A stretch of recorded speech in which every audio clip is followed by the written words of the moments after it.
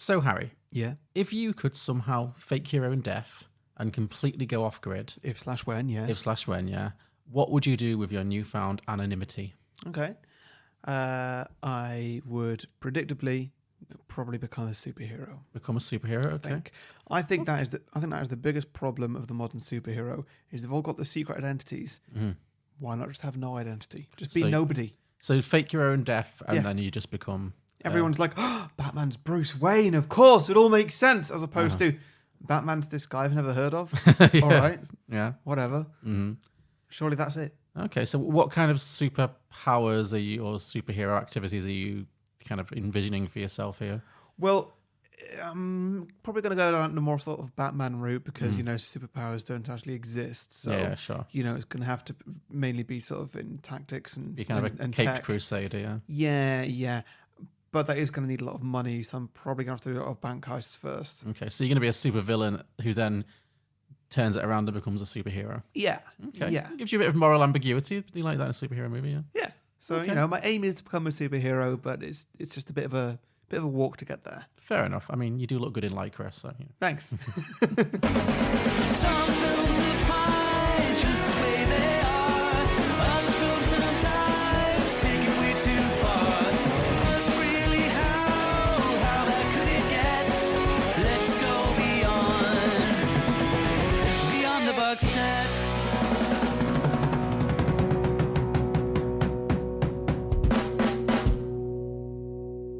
Welcome, everybody, to Beyond the Box Set, the podcast where today we are pitching prequels, sequels, and spin-off ideas to The Rock. We'll also be pitching some drinking games and hearing other sequel pitches from our Twitter followers. But first, we're going to talk about some of our favourite moments from the original movie and catch you up with a bit of a plot summary. I'm Harry, the host with the most contrasting haircuts. Contrasting haircuts. Oh, yes, that's very true. I've gone from long to short many times. You've definitely had moments when you looked as bad, if not worse, than Sean Connery in that wig. Yeah, so. Yeah. And joining me, as always, the host with the most chance of going to jail is John Lucas. Already been. Just got out this afternoon. Yeah. Lovely. So, The Rock, part of our Saint Nicholas Cage season. You're for so Christmas. proud of that series name, aren't you? Yeah. And it's good, as you should be. Yeah, this is one that has been on my list for a while. Mm-hmm. I've not seen it in years and years and years. Yeah. But I did remember it being quite fun. And it's it's considered, when people talk about Michael Bay movies, it's directed by Michael Bay, obviously. Really? Yeah, you can't tell. It's very different for him. But this is often the one that people who don't like Michael Bay movies say, well, The Rock was good. This is generally considered to be his best movie or his most acceptable movie. What did you think? Would you agree? I wouldn't say it's miles ahead of all the others, apart from the actors have charisma Yeah, I think the acting and they is have chemistry. absolutely. I think that's a huge part of it, is that the Nicolas Cage and Sean Connery are both fantastic and they work very well together. Yeah, whereas so often the actors in Michael Bay movies just don't care. And it's not No. that they're bad actors, just in whatever role They're just that is. phoning it in, yeah. And Yeah. under, the films aren't famed for their amazing scripts, so No. that kind of makes sense. Yeah. But this one, no, it absolutely works. Nicolas Cage is great. He's got just the right amount of Nicolas Cage for this movie.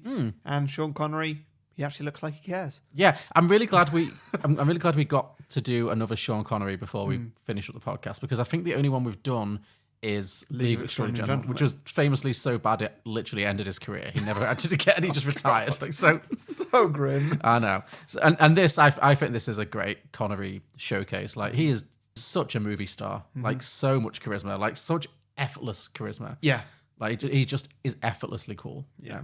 And him and Cage, weirdly, it's a match. It's one of those weird matches that could be completely wrong, but it's somehow it just really works. Absolutely. Yeah. Because for this Nicolas Cage, it's relatively, by Nicolas Cage standards, obviously, it's relatively toned down, and he's not going like the full face off in this. No. But he's almost sometimes playing the straight man a little bit, but it's still got just enough weirdness, and there is definitely a lot of weirdness. There's just enough weirdness in it to make it work, and I really like him in this one. I think it's really good. Yeah. This was the film that famously made him into an action star. Like, before this, he was mostly like doing weird indie films and really? quick. This is the first one. Yeah, I mean, he'd done Moonstruck, obviously. So he'd been in like commercial films. He'd recently won an Oscar for Leaving Las Vegas. He would turn up in random shit like Vampire's Kiss, of course, and go in the full full Cage disparity. But no, this was like a big change of pace to put him in an action movie. And then, of course, that was kind of his bread and butter for many years after this. So, yeah, kind of a good fit. Again, I'm surprised that he hasn't done any more Michael Bay movies. I feel like the ridiculousness of Michael Bay and the ridiculousness of Nicolas Cage. Well, what other Michael Bay movies would you have put him in? True, he could have been in Armageddon. He could Armageddon? He could have been. I guess he would have been the Bruce Willis role, maybe. That would be the only one that would fit for him. Yeah. Or, I mean, probably the parts would be too small, but he'd really fit as one of the like weirdo oil riggers. Absolutely, he would. Yeah, there's so many weirdos on that that oil rig, like the Steve Buscemi role, maybe. Like probably too small for him though. Probably, but I mean, he'd make it bigger and he'd kind of still show a little bit. So it might clash. It might make Armageddon a bad movie. Yeah. Transformers is the Mark Wahlberg character. I've never seen any of the Transformers movies, but maybe. But like, yeah, I can see why you wouldn't want to do that. Yeah. And then more recently there was like, what was it, 6 Underground with Ryan Reynolds? Didn't see that either, to be fair. Yeah, it was fine. Yeah, but maybe this is the secret to reviving Michael Bay's career a little bit. Get him back in with some proper good actors who are willing to go over the top for him. So. Yeah. But yeah, this was a whole lot of fun. I enjoyed this film pretty much unreservedly. I thought it was great. I mean, yeah, in a very Michael Bay way, but it's got all the elements that make Michael Bay films like a fun kind of guilty pleasure kind of thing. Yeah. You know what I love in movies? A car chase in San Francisco. Oh, this film has it all. Because it's the worst place for a car chase in the world. Because everything's so slow. Well, no, because everything's so like up and down. Like all the hills are so steep. Oh, yeah. It's like all the police cars are just flying. I don't know, it's fun. It just reminds me of like Shang-Chi as well, because they had... Oh, they did. I forgot that was based in San Francisco. Yeah. I mean, yeah, this film really gives us all of the cliches in terms of the things you'd expect from a Michael Bay film, but including a very explosive car chase that really doesn't make any sense. It's like a cartoon. Where do we go from there?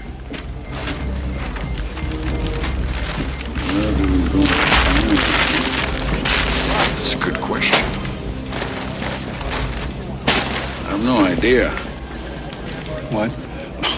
I mean, I'll know when we're all inside. No, you're not goddamn going. Show us on the blueprints. I can't. My blueprint was in my head. I was underground for 3 days, in the dark, just waiting for the tides to be right.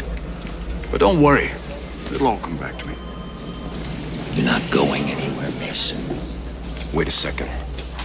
Now, this piece of work might be the only chance those people over there have.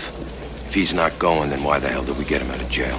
He's smart. I got him out to get you people in, not go with you. If it's the only way of getting the intelligence I need, then he goes. Fuck with you. You compromise my men's lives, and I'll bury you out there. Well, Mac, you're between the rock and a hard case. Well, before we jump ahead too much, should we get into the plot? Sure, yeah. So, The Rock, released in, I think, 1996-ish, starred Nicolas Cage and Sean Connery, directed by Michael Bay. I believe it was his second major movie after he just did Bad Boys, and then he did this. So it's still very much his up-and-coming days. Weirdly, I didn't know that Bad Boys was him. Yeah, that was him. Oh, right, and Bad Boys too. Okay. Yeah. I've never seen either of them, to be fair. But yes, so we don't actually open with Cage or Connery, though. We actually open with the other major star who's in this movie, which is Ed Harris. Yeah, it's ages before we meet anybody else. Yeah, this one has a really interesting kind of relationship to its villain. So, yeah, Ed Harris is General Francis Hummel, and he is a very decorated American military officer who has become disillusioned with the US government after they've kind of mistreated a lot of former soldiers. Like, they've not given them their dues, they've kind of abandoned them and not given them any respect, and he's had enough. And we see he's had enough because he has an emotional scene at his wife's grave, in which his wife's grave, it just says his wife. Yeah, that's all. That's Not all a it name, says. Nothing. That's literally all he gives. It's just his wife. That poor woman, like she had no individual accomplishment. She's just his wife. He has this emotional scene by the gravestone. He tells his dead wife that he's got to do it, and he hopes that she'll forgive him. And then he leads a bunch of veterans who's pretty much entirely populated by kind of that guy kind of actors. Including we've got Tony Todd, the guy who played the original Candyman, who made a little cameo in the more recent Candyman movie as well. We've got Dr. Cox from Scrubs. He shows up. And Tuco from Breaking Bad's in the mix there as well. So young and he. Looking so young. Yeah. It's one of those like, oh, it's that guy, and then being like, I'm so proud of myself for getting that. Yeah. It took me a while. Yeah. Dr. Cox weirdly looks exactly the same. Yeah, he does, doesn't he? It's like fully 20 years ago, but Yeah. 30 years ago, but yeah. He's got one of those faces, I guess. So he leads this gang of ex-military soldiers, embittered ex-soldiers, and steals some highly toxic gas-loaded missiles.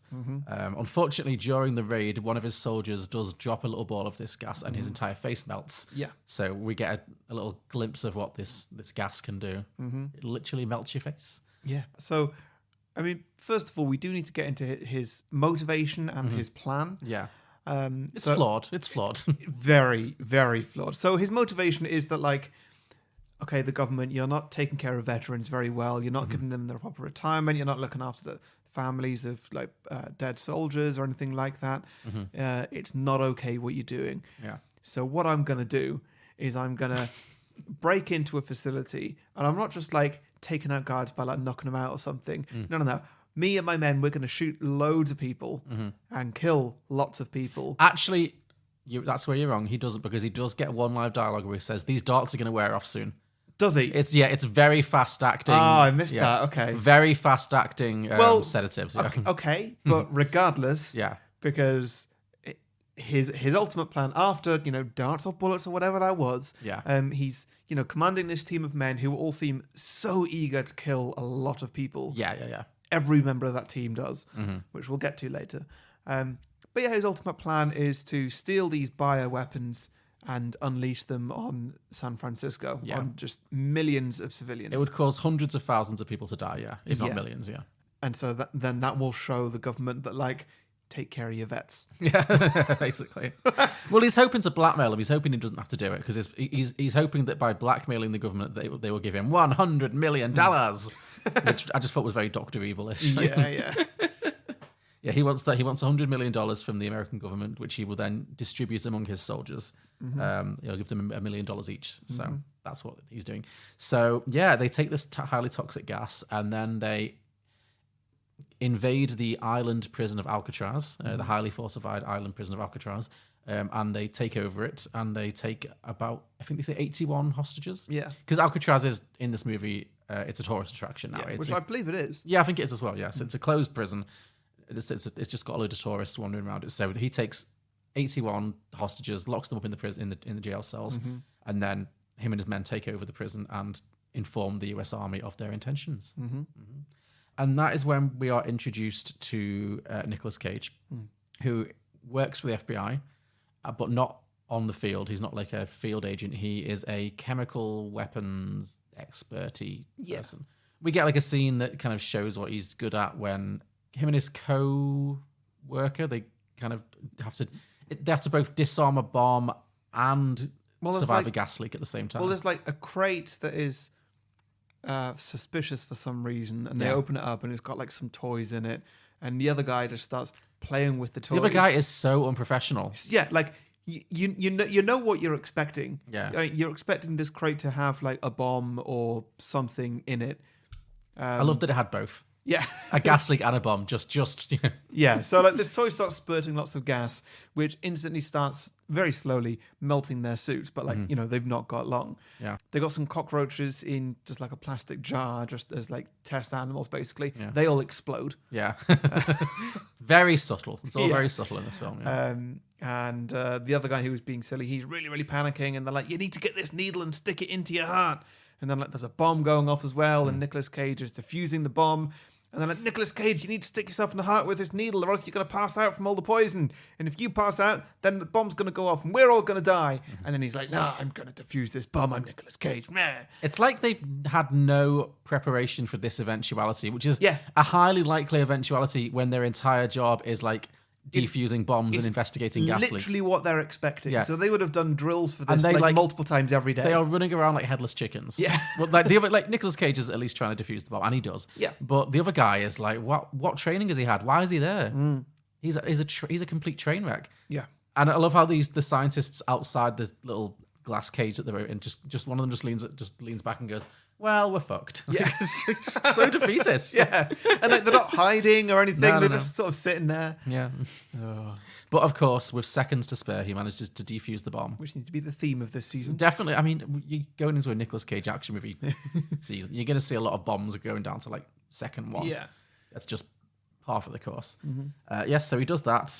He manages to defuse the bomb and save the lab from the gas leak. So we see he's a very good professional chemical weapons expert.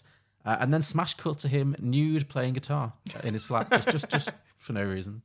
I bet that Michael Bay did not ask him to do that. Oh no, that was surely all Cage for sure. Yeah. Yeah. I don't understand why. Yeah, he's just naked playing his guitar. He's just chilling. He loves the Beatles. He announces that he's a Beatle maniac very early on. Yeah, I was wondering when that was going to come back. Yeah. And it never did. It doesn't really, no. And it made it such a random scene to have. Yeah. And like, oh yeah, I've just paid like $500 for this this original vinyl of the first Beatles album. I'm like, okay, what's this? What's this in aid It's of? building character. It's What giving character though? Yeah, I know. That may well have also been a Nicolas Cage invention. Just like give his character some weird quirk. Yeah, Did but he just discover the Beatles for the first time in the 90s, and he's like, "You guys, you need to hear this band." Like, very possibly. I mean, he famously is obsessed with Elvis Presley. they're a bit underground, I know, but like, trust me, listen to these guys, you'll get on board. Yeah, I don't know. But he's playing his guitar, and he learns that his girlfriend is pregnant. So that Is he gives even him some. playing a Beatles track on the guitar? I don't know if Nicolas Cage can play guitar. He just seems to be just like strumming it a little bit. I don't know. Yeah, he's mostly just using it as a very uncomfortable looking way to hide his wang. But, Yeah. Yeah. So he finds out his girlfriend is pregnant, and then she kind of forces him to propose to her, or kind of He So has, now- he has a really bad reaction to it. He doesn't react terribly well to it, but he comes around, I guess. Yeah. But then he gets called into the FBI offices in San Francisco to deal with this crisis that Ed Harris has unleashed upon the world. So he goes to San Francisco, and the FBI kind of debrief him on what's going on.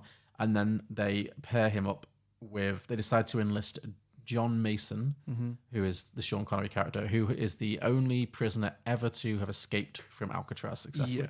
So what they're thinking is he can get them into, and by them I mean him, Nicolas Cage, and a SWAT team, get them into Alcatraz through the labyrinthine tunnels underneath it, get them in, and they can go in and take it back, defuse, and Nicolas Cage can defuse all the chemical weapons. That's the plan, basically. Unfortunately, Sean Connery has been locked up for 30 odd years and is in no particular hurry to cooperate with them. So they offer him a full pardon, but there's this like really, one of the FBI agents is like this very like villainous kind of guy who's just like hates him and was the original one who arrested him. And it's like who immediately rips up the pardon. So you know that they're not going to honor this as well. So he demands a full pardon and a suite in the Fairmount Hotel, a big fancy hotel in San Francisco. So they give him all that. So they take him to the hotel, where he then gets. We're introduced to him, and he's got this crazy long hair. He's wearing a crazy wig. He's just like looking like a proper like straggly hermit who's been in a prison cell for 30 years. So he looks a mess. Yeah. And then he goes to the Fairmount Hotel, where he is given a haircut by a aggressive, absurd homosexual stereotype. This was deeply offensive. This was Michael Bay loves a stereotype, but my God, like, this was something else. No, it was not great at all. So this mincing stereotype gives him a haircut, and it's like I love how it just like cuts away for a moment, and then he's got like his straggly grey hair. Cuts back. He's like Pete Connery. Yeah, he's looking sharp as fuck. Right? Wearing a suit and everything. He's in his James Bond tuxedo. He's looking great. But then he engineers an escape for himself. So he manages to he flings the evil FBI agent over the roof and like dangles him for ages, and then uses the distraction to escape. And then we get the big car chase. Well, we get the last of the gay stereotype who says, "I don't know anything about you. I don't care. I just want to know one thing. Did you like your haircut?" It's like Jesus Christ. Okay, I don't want to know nothing. I never saw you throw that gentleman off the balcony. And all I care about is, are you happy with you? But yeah, he then escapes into something. That's how we see you. That is how Michael Bay is. Isn't it funny, gay? That's literally what it is. It's like he has the sense of humor of a 12-year-old boy, essentially. Yes, he does. Yeah, so then we get the big San Francisco car chase with Nicolas Cage chasing. And this car chase is completely ludicrous as well. Like, it has everything. It has everything. There's a little old lady crossing a road who just narrowly avoids. There's and then they like wheel out some wheelchair people, like people riding in wheelchairs, like everything that could possibly be thrown in front of these moving trucks. A tram gets involved. There's of course there's a tram that explodes, but mysteriously the driver is unharmed. Why did the tram explode? Trams are electric. It explodes because Michael Bay. Yeah. Everything explodes. If you touch something, it explodes in a Michael Bay movie. Yeah, there's a giant tram explosion, and then the guy who was driving the tram just kind of walks up to the burning wreckage and just goes, "God damn it!" It's like, where did you go? Yeah. Fortunately, also no passengers on this tram, or unless they all just died. Well, they were all jumping off. They were like okay. the tram was going at high speed down a very steep hill, and all the passengers are just jumping off and rolling out of the way. Yeah. There was a surprising lack of death in this. Yeah, it is one of those things where Sean Connery has this whole scene is treated as like, oh, Sean, bit of a lark. But in reality, he has killed many people. Yeah. There's no question. Yeah. The damage he has caused is incalculable. But it turns out he's not really trying to escape. It really would have changed the movie if like just one person had died. Yeah. Absolutely. But it turns out what he's actually doing, he's not trying to escape necessarily. He's trying to track down his daughter, who is not 33 years old. She seems like a teenager, or like early 20s. Does she? I didn't think she seemed that old, but he's been locked up for 33 odd years, so I'm unsure. But I'm unsure when she was conceived. Maybe he had a brief breakout. I don't know. But she recognizes him anyway, and he kind of reconnects with her. And Nicolas Cage catches him, but kind of on the fly lies for him, and tells her that he's actually working for the FBI. He's not broken out of jail again. Yeah. He's working for the FBI and he's legit. And this kind of wins Sean Connery's grudging respect. He's like, thank you for making me look good in front of my daughter. So that's the start of their little connection that they've got there. Now that Nicolas Cage has brought Sean Connery back into the fold, the SWAT team assembles and they break into Alcatraz. And the idea is that they have to break in through the tunnel system underneath. And then Sean Connery has a memory of how it all fits together because he had obviously escaped it many years before. So they have to really trust him to guide them through. So they get on there, and almost immediately the entire SWAT team is massacred. Yep. Yeah, there's just a big old shootout, and Ed Harris's men just completely wipe them out, including Fabrizio from Titanic. Who now? Fabrizio from Titanic. He's the young one who, like, the one who... The one who Leo's playing poker with at the start. Yes, you know who Fabrizio is in Titanic. Yeah. Well, it's been a while. Yeah, it's a me, Fabrizio. That guy, the one who... The one with the Super Mario accent who gets crushed by the boat tunnel. Yeah. No, I remember him now. And in this one, he's the younger soldier, who's the one who's like down in the tunnel. The one who gets shot in the head and then falls back down. Yes, the one who Nicolas Cage is like, don't go up there because they're all clearly getting massacred. And he does because he's got some sense of bravery in it. Yeah. I feel like if Fabrizio shows up in your movie, he's always going to die. He doesn't have the best luck, that actor. He always seems to get killed off. This came out, like 96 or something? Yeah. So James Cameron was watching this thinking, that guy's good at that. He dies well, yes. Quite possibly, yeah. Yes, so all the soldiers get wiped out with the exception of Sean Connery and Nicolas Cage. Now they're the only two left. Ed Harris, by the way, is horrified that the soldiers have all been killed because he didn't want that. He didn't want that to happen. But there was obviously his crew are a lot more trigger happy than he would like them to be, I guess. So now it's just Cage and Connery. They're the last two left alive. And we learn at some point, because it's not really clear at the beginning, they're all a bit cagey about why exactly Sean Connery's been locked up for 35 years. I think we just skipped over a pun. What? You said cagey. Yeah. A bit cagey. Yeah. Unintentional pun. Unintentional. But the FBI have been very cagey about like why he was locked up. But at this point, we get a reveal that he was a British secret agent. And he was arrested by the Americans when he stole a bunch of files revealing top American government secrets, including who really killed JFK. Yeah. And this film just casually drops in that aliens exist. Yeah. Because it's just like, and the alien invasion in Roswell, which again is never mentioned again. But it's just puts out there aliens are walking among us in this movie. So. All right, you want to know?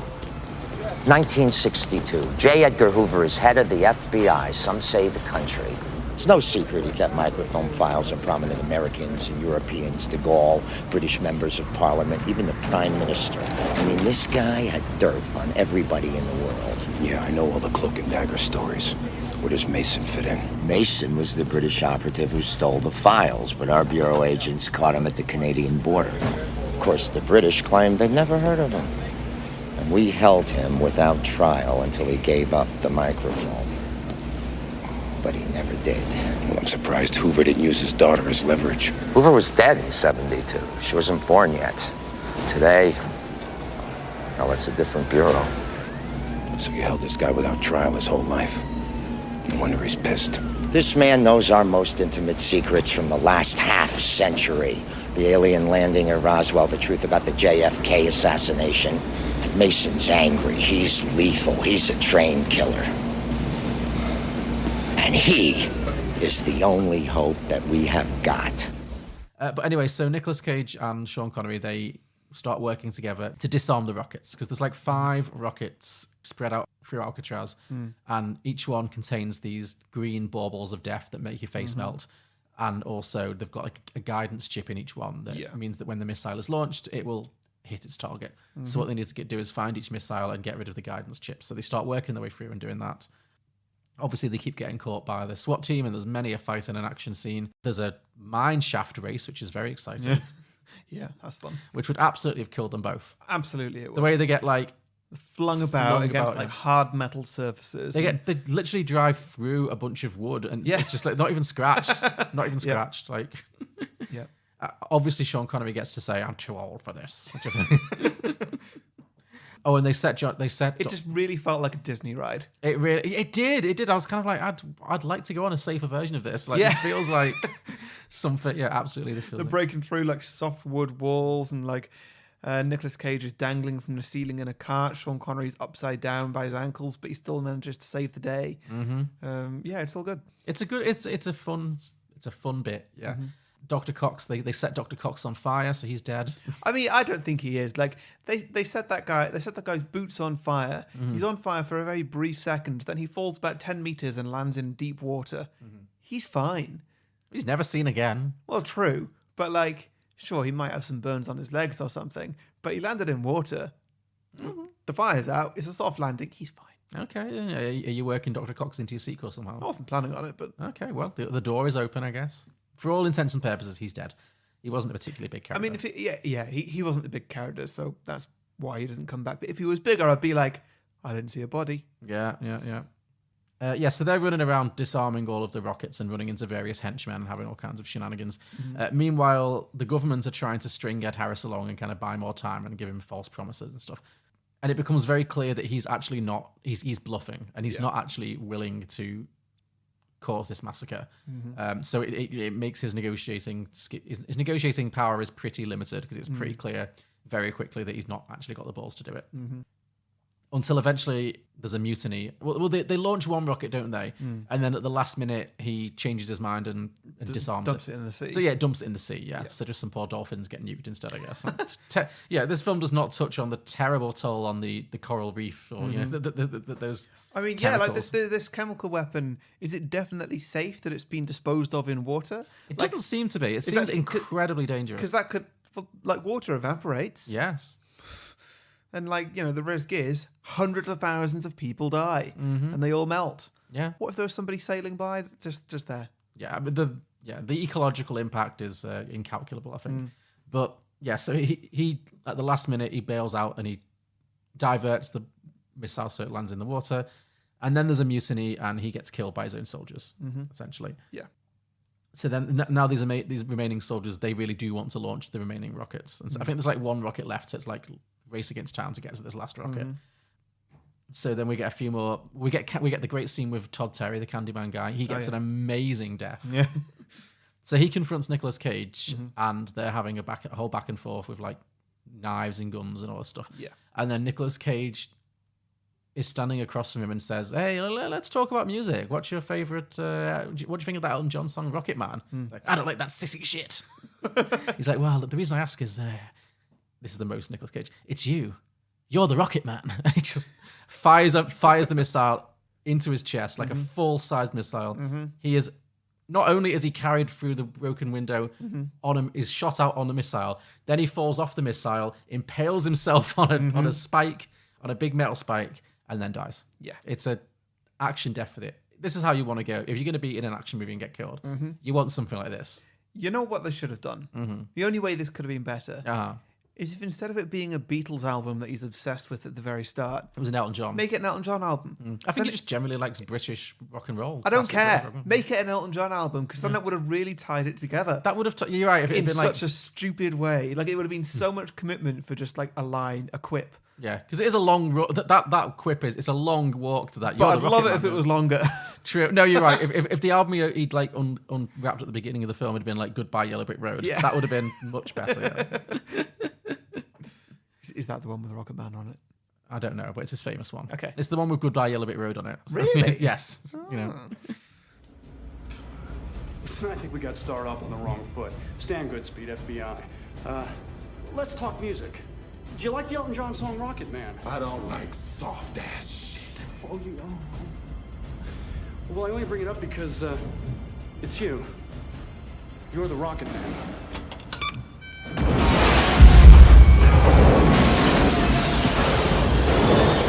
How do you like how that shit works? Yeah, so he gets killed. Then there's another soldier. They're all quite anonymous. There's another soldier who gets into a fight with Nicolas Cage, and Nicolas Cage shoves a chemical ball into his mouth, so his face melts from the inside. And then we get like Nicolas Cage does inject himself in the heart with the antidote thing. Was he just carrying that? Yeah. Oh, okay, fair enough. It just occurred to me now that why did he have that? Okay, yeah.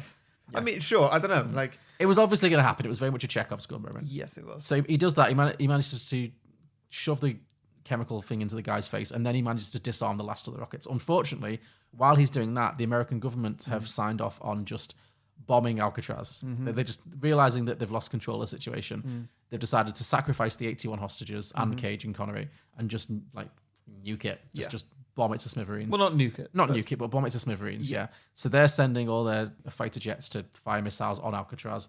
So Nicolas Cage, he's got literally seconds to survive injecting himself in his own heart, stand up, disarm the missile, and then send a signal out to the soldiers that he waves some green flares or something, which they previously mentioned means it's okay. Yeah, sure. And they take that on good faith.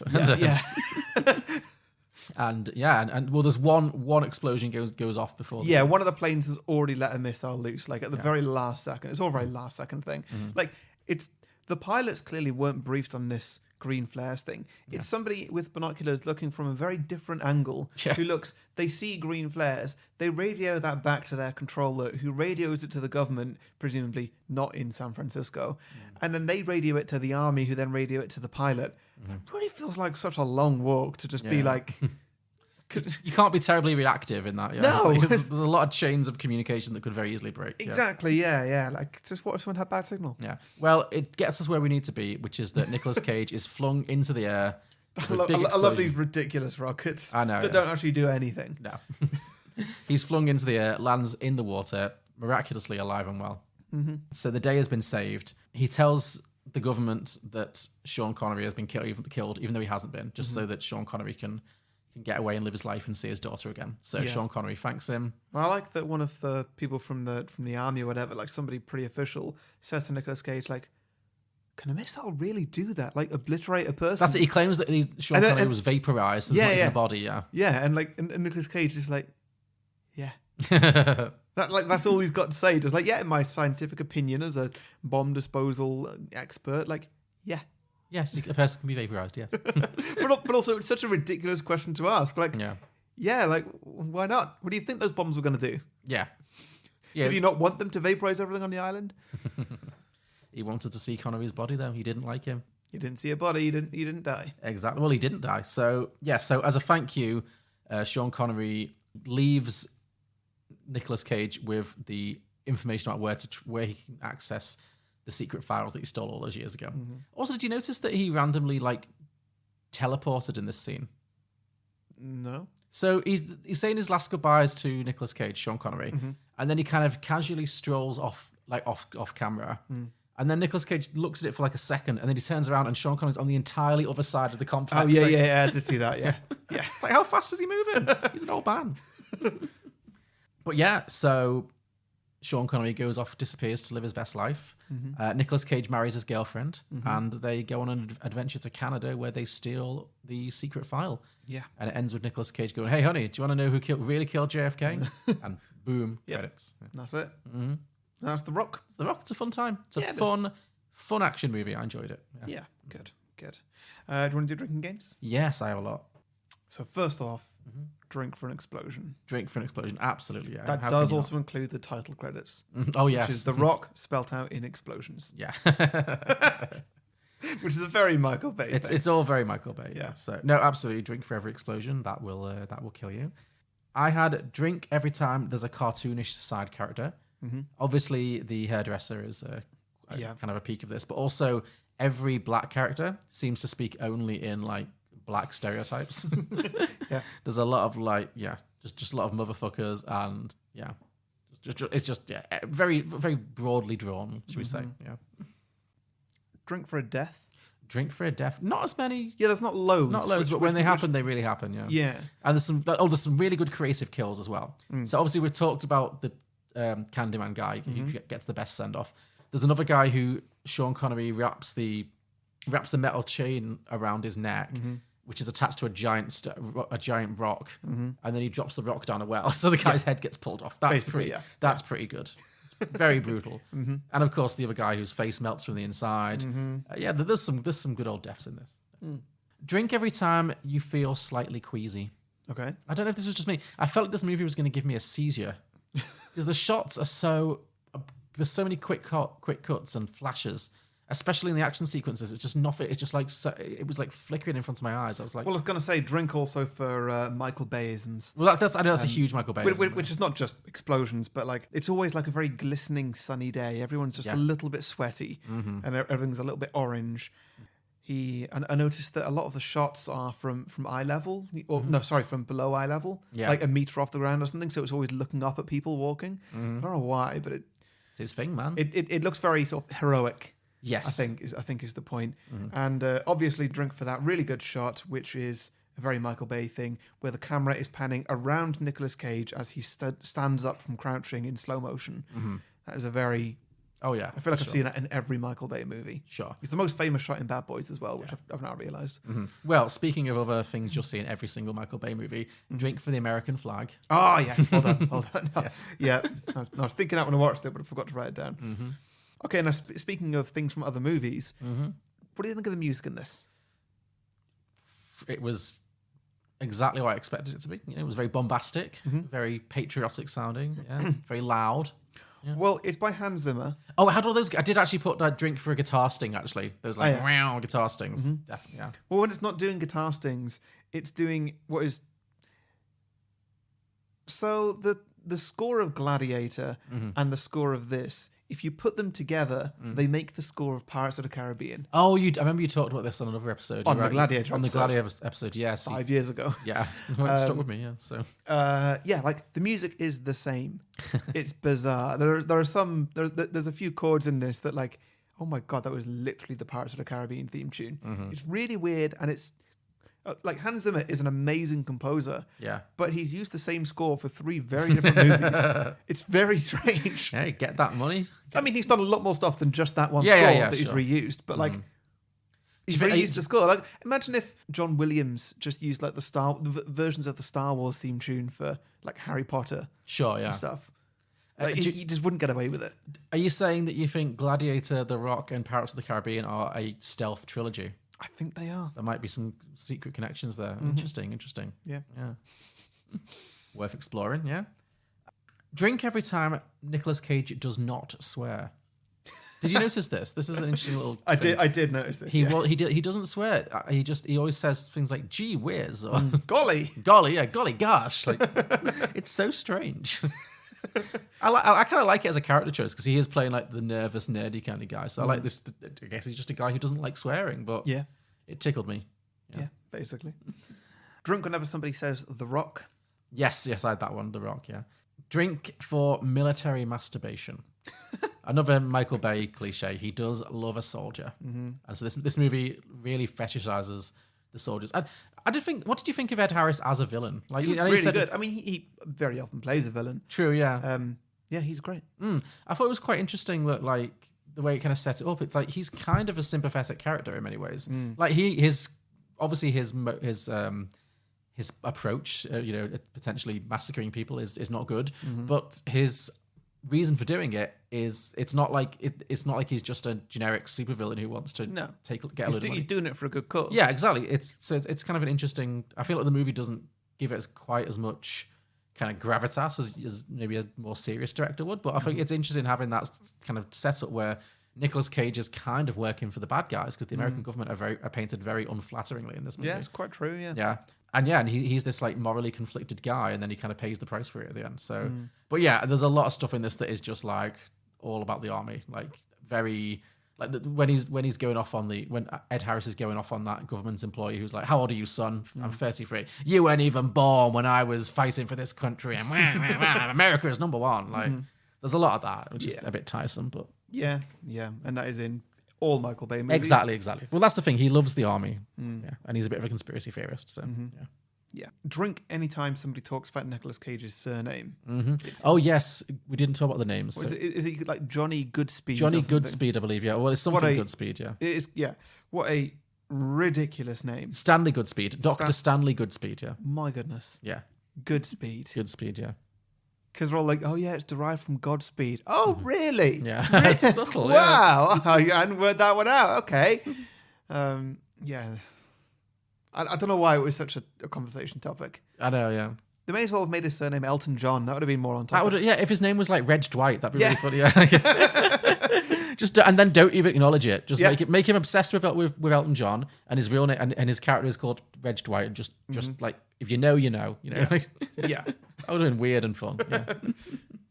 Yeah. I think my last one is drink every time a woman speaks. Nice. My last one is drink every time you see the poison. Oh yes. Cool, which happens more often than yours. Oh, those definitely. Those little green marbles. Yeah. So one more from me: drink for stupid dialogue, or just memorable quotable dialogue. Drink for quotable dialogue. Some of it's pretty good, but there are some great quotes in this movie. Yeah, that definitely bear repeating. One of my favorite like classic Michael Bay kind of things is that he doesn't really care to make things too technical. There's a line early on where the FBI government director guy says, "Mr. Womack, who's our best chemical biological man?" Because that's what they're called. Yeah. I also like chemical biological man. Chemical biological man. Not even scientist. Chemical biological man. Is biochemist so difficult? Exactly. People know that word. Yeah. It's ridiculous. I also like it when Sean Connery is having debate with Ed Harris when he gets captured at one point, and he says, "Looks like you're between a rock and a hard case." Obviously, we've got the Nicolas Cage Rocket Man speech when he kills the Candyman. Oh, I really like... This is actually quite a good one. Really made me laugh. When Sean Connery walks into a room and there's a soldier and he just flings a knife through the soldier's throat, kills him instantly, and he just, without missing a beat, Sean Connery just goes, "You must never hesitate." I really enjoyed that. Yeah. Which, like, Nicolas Cage does not take to heart, because every time he's close to killing someone, he has to line up like a really long walk to a quip. Yes, yeah, he very much hesitates. Yeah. Wait, right there. No, just a little bit to the left. All right, let me tell you this fact about Elton John. Yeah, it's madness. And then I also liked it when this is a very, very Michael Bay line. There's a point when Sean Connery says, "Losers always whine about their best. Winners go home and fuck the prom queen." Oh dear. Oh, dear me. Michael Bay. Oh, what is he like? You sure you're ready for this? I'll do my best. Your best? Losers always whine about their best. Winners go home and fuck the prom queen. Right, do you want to do your sequel? Yeah, do you want me to go first? Or? Yeah. Okay, great. So my sequel, it picks up some years after the original movie ends, maybe 20 years, it doesn't really matter. I feel like Nicolas Cage, obviously at the end of the original movie, he learned all of the government's terrible secrets, including who shot JFK and what happened with the aliens on Roswell, apparently, all this stuff. And because he's got all this information, he's actually spent the last 20 years in hiding terrified of being taken in by the government, like of being assassinated or something. So he's become a bit of a crazy old man recluse, basically, which I think is a character that Nicolas Cage could play very well. You know, like a conspiracy theorist as well. You know, Absolutely. Over the past 20 years, he's pretty much dropped off the radar because he's just kind of been living his very quiet life and trying to stay out of the spotlight, basically. But suddenly, he becomes hot property again. He becomes a wanted man once again when it emerges that somebody is leaking the government secrets from the file. All the things the government have been trying to bury for the past 30 years are now being leaked to the public one by one. Right. And so obviously, the suspicion falls on him. He's the only one who has this information. So now he's back to being top priority, and the FBI do in fact hunt him down and dispatch some of their best agents to neutralize him. So he's confronted by some FBI agents who break into his house. You know, there'll be a SWAT team, there'll be a chase, but he does get captured. But before they can kill him, he kind of begs and pleads, and he swears that it's not him. He swears he's not shared anything. He's not even looked at those files in years. He doesn't want any trouble. And the FBI reluctantly believe him, and they do some more investigations, and they realize that actually Cage can't be the leaker.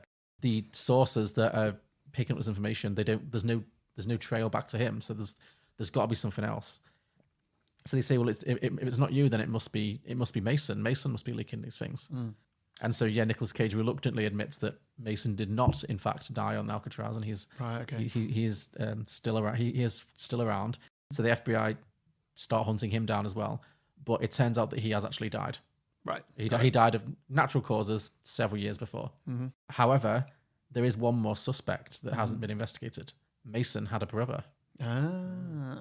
So Nicolas Cage is dispatched to Scotland to track down the brother. And the reason they send him is this. I loved it in the original movie when they were like, well, I couldn't talk to Sean Connery. How about you pretend to be an FBI agent for us? It's that kind of logic. Yeah. I'm using very similar logic for this sequel. Yeah. Nothing really makes sense, but just go with it. Yeah. Sorry, we've got no one else. Everyone else is busy. Why don't you just do this? Well, the very very extremely important thing that takes probably years of training. Yeah. Well, my slim bit of justification is that they send Nicolas Cage because they feel like he's the only person that Mason ever trusted, Sean Connery ever trusted. So maybe they can use him to kind of draw out the brother, and then they'll be able to capture him, basically. Makes sense. So they send Nicolas Cage over to Scotland, and he does manage to arrange a meeting in a remote Highland pub, naturally, with Mason's long forgotten brother. So Nicolas Cage is sat in a very quiet Scottish pub in the Highlands, waiting, and then the doors open and in walks Pierce Brosnan. What were you going to say? I thought you were going to go with someone Scottish. Like what, Billy Connolly? Did you say? Yeah, that would also be fun. Yeah. I was just thinking, just do another Bond. Yep. And also, I mean, I know Pierce Brosnan is Irish, but I think I'd love to hear him do a Scottish accent. I think it would be probably quite terrible. Yeah. But a lot of fun. Yes. So Pierce Brosnan walks in, and he reveals that Mason did actually send him a copy of the secret file as kind of security before he died. But he claims he hasn't leaked a thing. He's not the one who's been leaking this information. Before he can explain anything further, a SWAT team descends on the pub and starts shooting. Nice. And so I'm thinking it's going to be a classic Michael Bay action scene. It's going to be, again, I like the idea of the contrasting this with like a very remote little Irish pub with like two customers and a bunch of sheep outside. Yeah. But there's going to be like people crashing in through the windows. It's very Hot Fuzz. Yes, very much that. Like, there's going to be like SWAT teams crashing in through the windows, breaking down the doors, bullets everywhere, just riddling the place. But somehow Pierce Brosnan and Nicolas Cage, they managed to escape together. And they realise, once they've managed to get away from the SWAT team, that they have been double-crossed. And actually, the government has been using Nicolas Cage to draw Brosnan out of hiding so that then they could both be eliminated and tie up any loose ends. So the government was actually leaking their own secrets. Like, they just did the least dangerous ones to kind of draw them out and then get rid of them to make sure that they can be finally eliminated. Yeah. Out of options, Nicolas Cage now agrees to work with Pierce Brosnan as they work on their craziest mission yet, to bring down the US government. Ooh, nice. Yeah. And that's kind of as far as I've got with it. But I was definitely thinking that there needs to be some kind of reveal that the American government is being run by aliens. Yeah. That's got to be the final twist, basically. No, that's sure. why they've gone so evil, because Roswell happened and the top... I'm picturing the alien from The Simpsons. Yeah, I was thinking that. Like they've kind of taken the bodies of all the politicians, so that the illusion of democracy, actually it's the same evil aliens running no matter what. Yeah. Yeah. So, but I just like the idea of, team up Cage with Pierce Brosnan, another classic Bond. I could hopefully they'd have similarly good chemistry, and just send them off on a crazy, far-fetched mission. Also, working a bit of the Scottish Highlands just for a bit of a change of pace. So, sounds good. Yeah. Yeah. Very nice. So that was The Rock 2, Oh Brother, Where Art Thou? Nice, yeah. Okay, well, I've got to say, John, after 5 years of doing this podcast, this is the closest we've come to the same idea. Really? Yeah. Okay, interesting. There are some definite differences, but we'll see how we go on this. I feel like making a Bond. Have you done a Bond connection too, like a Pierce Brosnan thing? Yes. Okay. Well, I feel like it kind of writes itself. So, yeah. So this is called The Rock 2, A Hard Place. Okay. So immediately after the end of the original, Nicolas Cage is driving away with his pregnant girlfriend, and he finds out who killed JFK on the film he found in the chapel. We get a reenactment of the tape, so it goes back to old-timey 1963 or whatever. Maybe just like for hilarious reasons, it goes back way too old-timey, just so it looks like a 20s bit of film. Sure, yeah. Just make it funny. Yeah. Anyway, so the film is showing JFK in his convertible, driving down the streets of Dallas, waving at the large crowds. All of a sudden, there is a shot at the motorcade. The camera pans to the left to reveal the cameraman is standing on the grassy knoll just next to a man who's just made that shot. He's aiming a rifle at the car, and he takes another few shots. The camera pans back to the car to see JFK slump down as the car speeds away. So we've just witnessed the assassination of JFK, and we've seen who the shooter is. Right. The man in the shots? Sean Bean.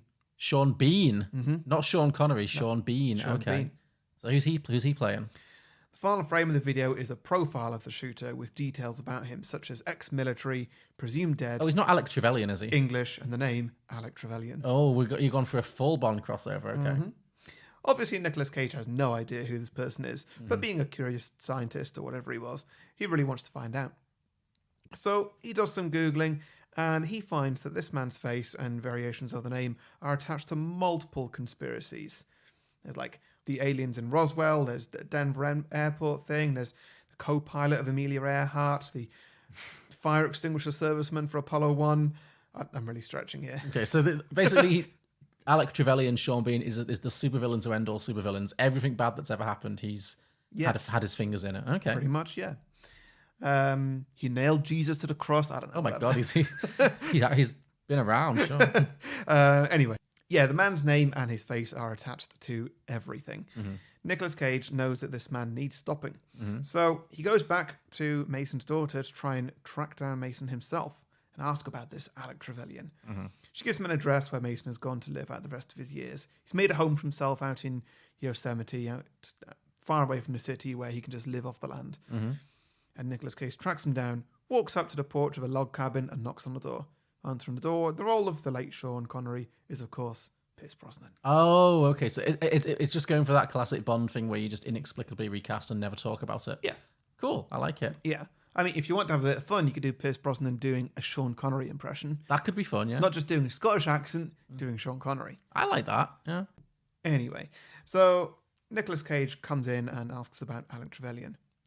Ah, yes, Alec. 006, a good spy who lost his way. Well, who was he? He was a spy for MI5 like me who got selfish. I chased him with a tank once, but he destroyed my tank with an exploding train that he flew out of in a helicopter. Wow, that sounds cinematic. It was. Ultimately, he is a gun for hire. And yes, he killed JFK, which is, I'm sure, what brought you here. I can't help you get him. I'm old and I need to retire. That's basically Pierce Brosnan done for the movie. Oh, wow, okay. That's a brief wrap. cameo. Yeah. So Nicolas Cage takes his information about Sean Bean being ex-military spy and goes home to continue his research and post about it on the conspiracy forums. Oh, wow. Which are all heating up since Nicolas Cage revealed who shot JFK. Wow. Conspiracies are the new social media. Absolutely, yeah. There is one person on the forums who's particularly interested and wants to meet up with Nicolas Cage and show him some other evidence of other conspiracies that he's got. Obviously, you have to do it in person just for, internet safety reasons. So they agree to meet in a coffee shop. Nicolas Cage's wife has had the baby now. Okay. So he's actually a father. But today's Nicolas Cage's day to look after the baby while she goes to work. So he puts the baby into a daycare. Daycare's called like a soft place or something. Everything's soft. It's all child friendly. Okay. And he meets up with this mystery person from the forums. And wouldn't you know it, it's Sean Bean. Again? Oh, okay. Nicolas Cage is shocked. But before he can run away, Sean Bean tells him, if you want to see your wife and daughter alive again, I'd stay where you are. What do you want from me? Revenge. For what? Leaking that footage. Since you revealed to the world that I shot JFK, my life has become a living hell. I was just following orders on that day, and now everyone says I'm the villain. Well, aren't you the villain? Well, yes, but not publicly. Anyway, revenge.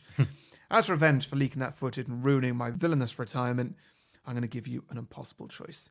I've abducted your wife and stranded her on the rock that is Alcatraz with those weird poison things. And your baby isn't in your favourite soft place daycare. They're in your least favourite daycare, a hard place. Oh no! I'm stuck between a rock and a hard place. Oh, very good. That's it. Okay. So, what's the hard place? It's just the name of a dodgy It's the name daycare. of so his wife is on Alcatraz and his baby's in a crap daycare. Yeah. Okay, truly a Sophie's choice. Yeah. Yeah. Oh, I can see that. Okay. So that's that. Okay. It's the Rock 2, a hard place. I can see how you got there. Yeah, a long walk again. But, fun. I like the idea. I like the Bond callbacks. I definitely like having Alec Trevelyan back. Are we not going to bother explaining how he survived being dropped onto a satellite at the end of GoldenEye? No? I tried to at one point, but it didn't have it in me. Doesn't matter. Yeah. It's fine. We can waive that. I gave this idea about 20%. That's fair enough. It's fine. We're both very tired. Cool. So that was your sequel. Should we move on to listener submissions? Yes, please. Fantastic. So we have a handful this week. Andrew Kelsey said The Rock of Ages, a Michael Bay musical. That's a way better title. Why didn't I think of that? Mm-hmm. Featuring the tunes of Limp Bizkit, Kid Rock, Nickelback, and other subtle classics. That'd be a very Michael Bay soundtrack. Yeah. Kayla McKenzie said, recast Sean Connery with Nicolas Cage. Cage on Cage. The Rock 2, Cage on Cage. Yeah, sure. To which Stuart Shields replied, recast all the characters as Nicolas Cage. Island of Cages. So every single role is played by Nicolas Cage. Just a full-on acting showcase for Nicolas Cage. Sure, yeah, that could be fun. Everything, even the FBI agents, the gay hairdresser, the lot. Rob Bennett said, maybe Alcatraz is where all the Bonds get sent after recasting. Maybe, yeah. So like maybe like you got Timothy Dalton, George Roger Moore. Lazenby, Roger Moore. They're all down they're all down there with no identity. Yeah. So.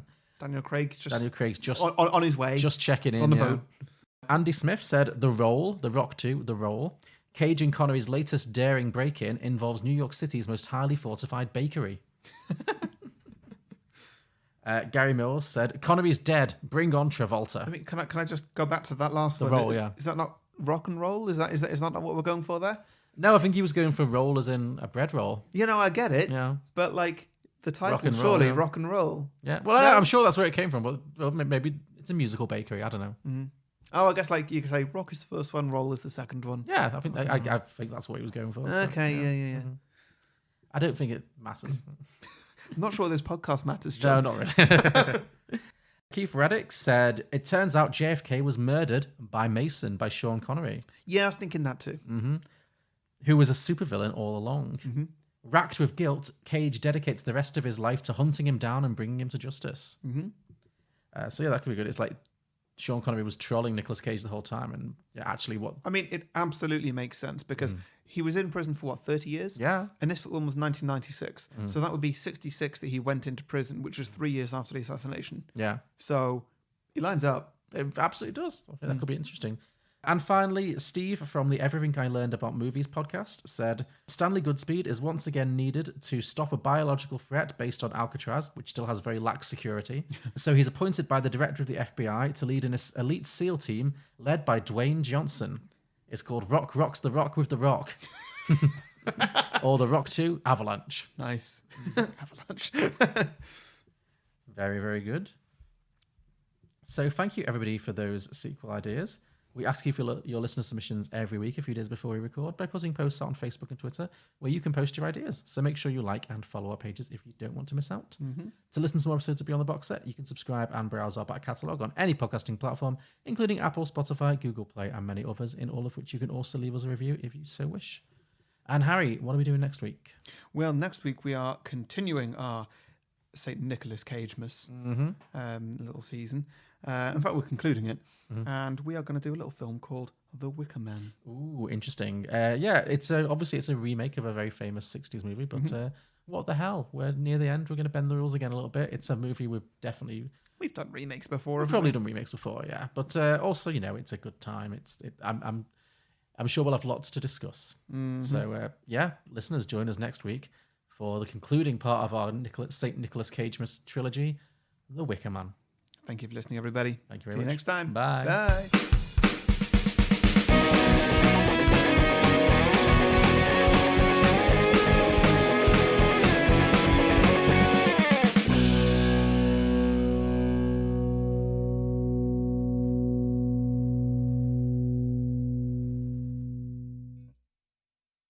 Mr. Womack, who is your best chemical biological man?